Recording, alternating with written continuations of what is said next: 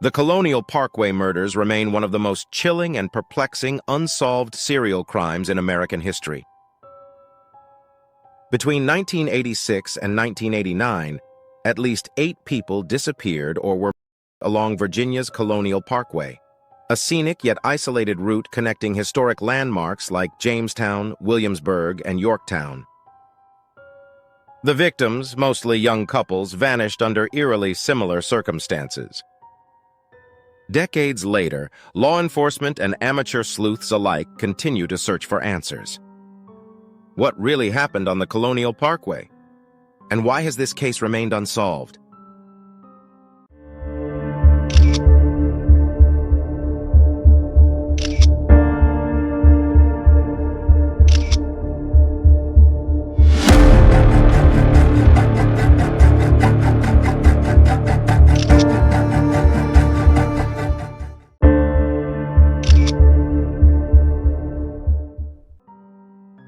Today, we will analyze the details of the case, explore key theories, and discuss where the investigation stands today.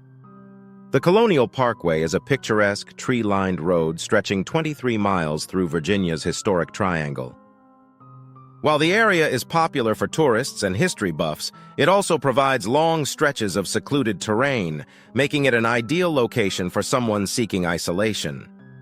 The lack of surveillance, limited traffic during nighttime hours, and easy access to major highways may have made it the perfect hunting ground for a killer, or killers. The parkway is managed by the National Park Service, meaning that local law enforcement agencies may have had limited jurisdiction, further complicating any investigation that followed. The road's historical significance often draws visitors, but many do not realize how isolated certain sections can be. Unlike highways or city roads, there is little development along the parkway, making it difficult for witnesses to come forward or security cameras to capture anything of significance. The darkness at night, combined with minimal lighting, creates an eerie atmosphere, one that someone with sinister intentions could exploit. For decades, the scenic road was thought of as a peaceful route through America's past. But for some, it became a final resting place. Over the years, reports of unusual activity have surfaced. Some visitors claim to have seen suspicious vehicles parked along the road late at night, while others have heard distant screams in the wooded areas near the crime scenes. These accounts, while unverified, add to the unsettling reputation of the parkway. Investigators have tried to determine whether the killer was someone familiar with the road's terrain and its hidden access points, making it easier to evade capture.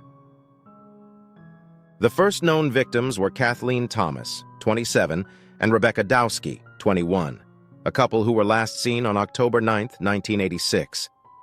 Their bodies were found inside Thomas's white Honda Civic along the Colonial Parkway. They had been strangled, their throats slashed, and their car was left partially submerged near the York River.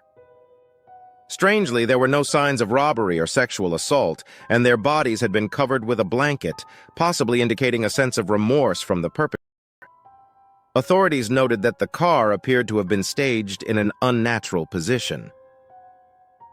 The second couple, David Nobling, 20, and Robin Edwards, 14, went missing on September 19, 1987. Their bodies were discovered along the James River near the Ragged Island Wildlife Refuge. Unlike Thomas and Dowski, they had been shot style. Their vehicle, a black Ford Ranger pickup truck, was found with the door open and windshield wipers still on, suggesting they may have been forced out of their vehicle during a rainstorm. The location, though not directly on the Colonial Parkway, was still an isolated, natural setting. A year later, on April 10, 1988, Cassandra Haley, 18, and Richard Keith's Call, 20, disappeared after going on their first date. Keith's car was later found abandoned at the York River overlook, but their bodies were never recovered. Authorities suspect they met the same fate as the previous victims. The fact that their remains were never located makes their case particularly difficult to investigate, as key forensic evidence has likely been lost to time. The last known pair, Daniel Lauer, 21, and Anna Maria Phelps, 18, vanished on September 5, 1989. Their car was found in an interstate rest area off I-64, but their remains were discovered a month later in a wooded area about a mile away. Unlike the previous cases, their skeletal remains made it difficult to determine the exact cause of death, though signs of stabbing and strangulation were suspected. Investigators also found personal belongings scattered near their bodies, indicating a struggle may have taken place. There are clear patterns across the cases. The victims were young couples, typically in remote locations. Their vehicles were abandoned in ways that suggested they had been lured or forced out. Some of the victims were strangled or had their throats slashed, while others were shot. There were no apparent signs of robbery, ruling out financial motives. The method of attack varied, suggesting that the killer may have evolved their tactics or that multiple perpetrators were involved. Some criminologists suggest the possibility that the killer may have been someone with a background in law enforcement or military training. The ability to control multiple victims at once, as well as the methodical nature of the attacks, indicate that the perpetrator may have had experience in high-pressure situations.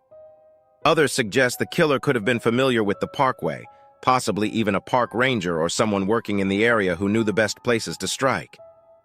Authorities have examined known serial offenders who were active in Virginia during this time period, cross-referencing their movements with the murders. Despite extensive efforts, no concrete suspect has been identified. The possibility of an undiscovered serial killer remains a chilling reality. Despite multiple agencies, including the FBI, working on the case, there have been no arrests. Over the years, several theories have emerged. A single serial killer may have been responsible, given the similarities in victim profiles, locations, and methods. The killer may have changed their methods slightly over time, but maintained a core strategy. Some experts believe there may have been different killers, possibly two operating in tandem or at different times, given the variation in the manner of death. Theories also include a rogue law enforcement officer, a truck driver with a transient lifestyle, or even an organized group responsible for the crimes. The killer, or killers, have managed to evade justice for decades, leaving behind devastated families and unanswered questions. In recent years, advancements in forensic technology, including DNA analysis, have given families new hope. Investigators have re-examined crime scene evidence, and in 2010, the FBI released previously unseen crime scene photos to the victims' families.